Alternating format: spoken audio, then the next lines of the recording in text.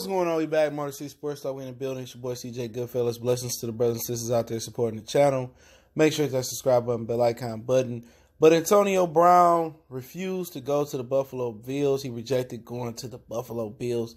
Now, and the suitors are getting very, very limited. Green Bay don't want to be involved. Obviously, Buffalo don't want a player that don't want to be there.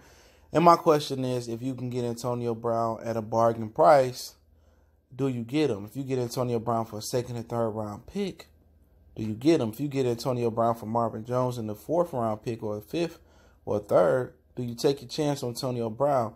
I'm not big on Antonio Brown, really. If I can get him for a second or third round pick without giving up Marvin Jones, absolutely. If I give up Marvin Jones for Antonio Brown for a third or fourth or fifth, I'll probably do it. Players like Antonio Brown are a dime a dozen. I'm not big on bringing them on.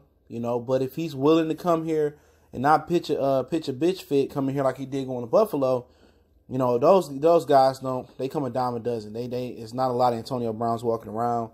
But if you can get him for a second and third and keep Marvin Jones with Kenny Galladay and Antonio Brown, that's crazy. Now remember Kenny Galladay said they didn't need Antonio Brown with the Detroit Lions.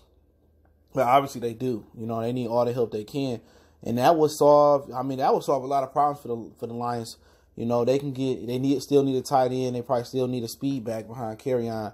But those are things you can, find in free agency. You can find in the draft. But Antonio Brown would be a huge help to Stafford. He can do what Golden Tate did, play the slide, can play on the outside, and then make the Lions a contender. Darrell Bevel would have the world at the palm of his hand.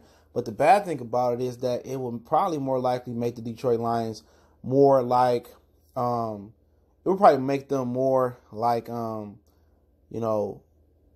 Darrell Bevel had with Brett Favre in Minnesota, which he was dropping back a lot. He was handing to Adrian Peterson as well too. He always gonna have a nice balance, but it kind of make the narrative that Matthew Stafford is gonna probably drop back more this season than we thought. We thought we'd probably pretty much go into a run heavy offense and minimize his dropbacks. But I ain't mad at it. You know what? If you got an opportunity to get a guy and he got something to prove, you obviously could put a system around him. You could put, good guys around him. Sit down with Patricia, sit down with Quinn, sit down with Stafford, let him know his expectations, what we need from him, and we're going to respect him. Respect his wishes. Treat him like a man and don't call him kid. Treat him like a human being. Treat him like a superstar. Treat him like a man. That's what he wants, respect. And if you can respect him, and I believe this organization can respect him. With Marvin Jones, with Matthew Stafford, and with Matt Patricia, and, Damon Snacks Harrison, I think they can create that barrier for AB to be there. If you get a motivated Antonio Brown, I think that's dangerous. But the thing about Antonio Brown is he's always in shape. He's a hard worker. This is not a guy that's smoking weed, lazy, a bum. He work hard. He come from nothing. He come from the slums. You just got to understand him, man.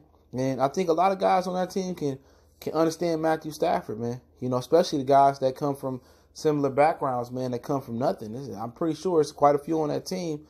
And he came from a blue-collar steel city, the Steelers, obviously, hard-working town. You come to Detroit, we a hard-working town, and you're gonna be playing against, in front of 65,000 fans at Ford Field every Sunday. You're gonna get appreciated. You got to go out to the cold 8 games out the season. You be in the dome, your speed to be on display.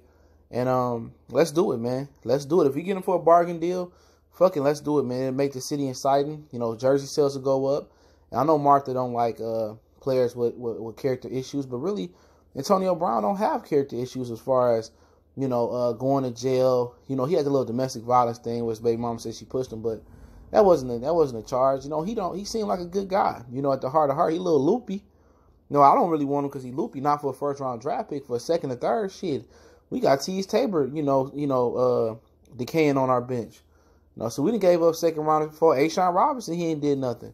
So why not give him up a second rounder for all pro? It just makes too much sense. Or third and fourth, or fourth and fifth with Marvin Jones. But let me know what you think. Motor City Sports Talk. I will be pumping out more content.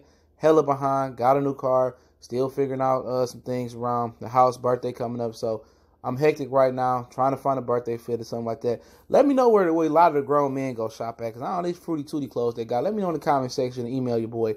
Don't forget we on Facebook, Twitter, Instagram. You can reach out to the email, all the information there. Motor City Sports Talk. It's your boy CJ Goodfella. Let me know what y'all think we gone.